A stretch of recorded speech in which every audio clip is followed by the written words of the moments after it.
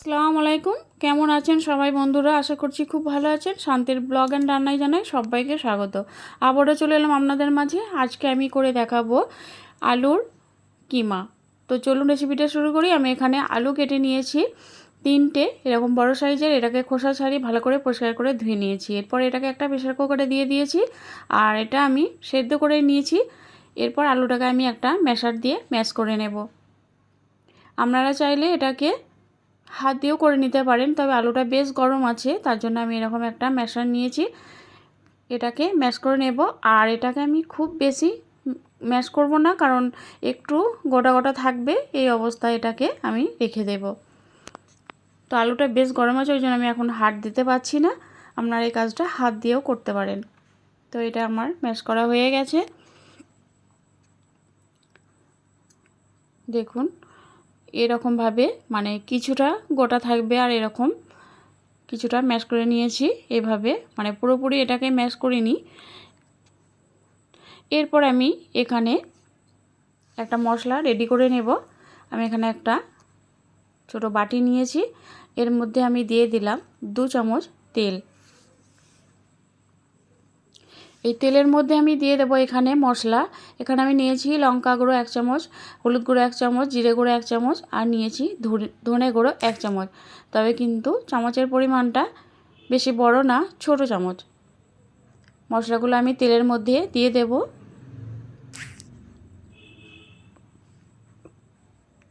তেলের মধ্যে দিয়ে আমি এইভাবে তেলের সঙ্গে মশলাটাকে মিশিয়ে নেব।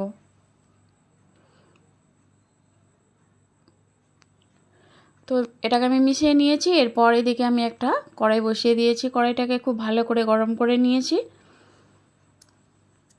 এরপর আমি এখানে দিয়ে দেব পরিমাণ মতো তেল। তেলটাকে খুব ভালো করে গরম করে নিয়েছি। এখানে আমি দিয়ে দেব ছোটো চামচের 1 চামচ গোটা জিরে আর গোটা সর্ষে। আমি এখানে কালো সর্ষেটাই ব্যবহার করেছি। ফোড়নে দিয়ে দিলাম। এরপর আমি ফোড়নটাকে একটু ভেজে নেব। এরপরে আমি এখানে দিয়ে দিলাম 1 চামচ আদা রসুনের পেস্ট। এটাকে একটু ভেজে নিয়ে আমি এখানে দিয়ে দেব 2টো বড় সাইজের কোচানো পেঁয়াজ। পেঁয়াজটাকে ফোড়নের সঙ্গে ভালো করে ভেজে নেব।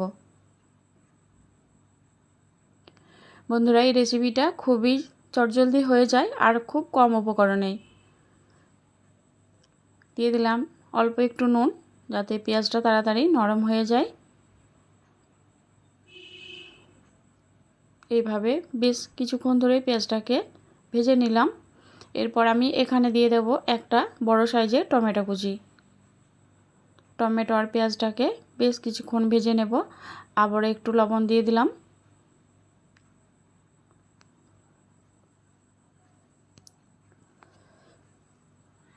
টমেটো আর পেঁয়াজটাকে ভালো করে ভেজে নিয়েছি। এরপর আমি এখানে মশলা দিয়ে দিলাম গরম মশলার গুঁড়ো 1 চামচ, আর এখানে দিয়ে দিলাম ম্যাগি মশলা 1 চামচ।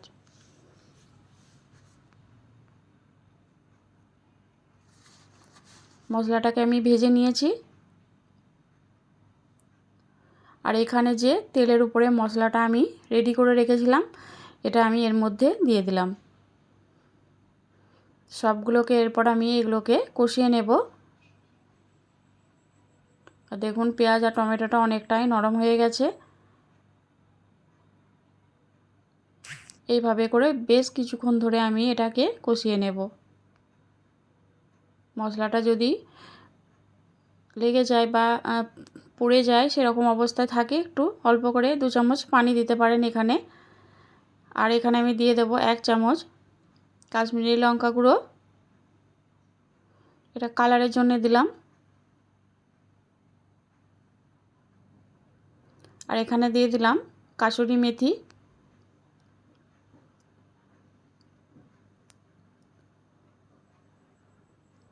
মশলাটাকে খুব ভালো করে কষিয়ে নিতে হবে প্রথমে। দেখুন পেঁয়াজটা টমেটোটা নরম হয়ে গেছে। এরপর আমি এখানে দিয়ে দেব মটরশুঁটি।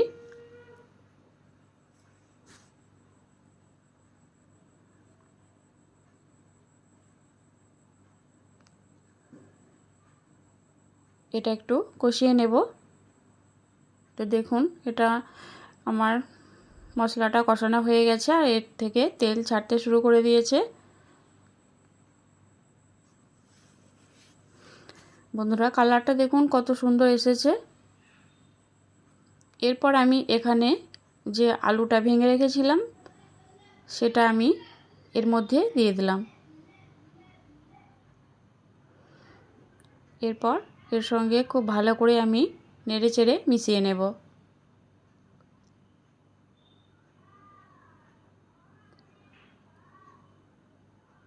বন্ধুরা রুটির সঙ্গে খেতে তো দুর্দান্ত লাগে এটা। পরোটা বা লুচি, কুলচা সব কিছুর সঙ্গে এটা আপনারা খেতে পারবেন। দারুণ খেতে লাগে। এইভাবে করে বেশ কিছুক্ষণ এটাকে আমি কষিয়ে নেব।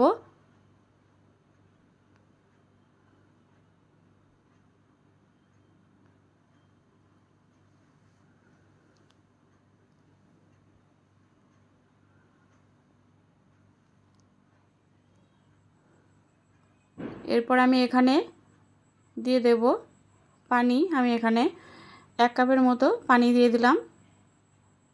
পানিটা দেওয়ার পর আমি এটাকে আবারও খুব ভালো করে এর সঙ্গে নেড়েচেড়ে মিশিয়ে নেব।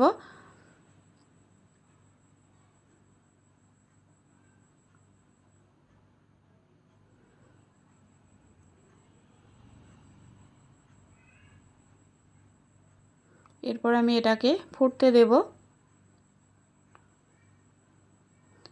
তো দেখুন এটা আমার ফুটে গেছে।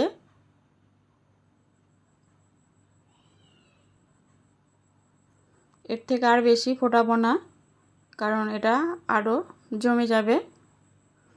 এরপর সবশেষে আমি এখানে দিয়ে দিলাম ধনেপাতা কুচি। তো দেখুন কি সুন্দর লাগছে। তো কেমন হয়েছে অবশ্যই জানাবে।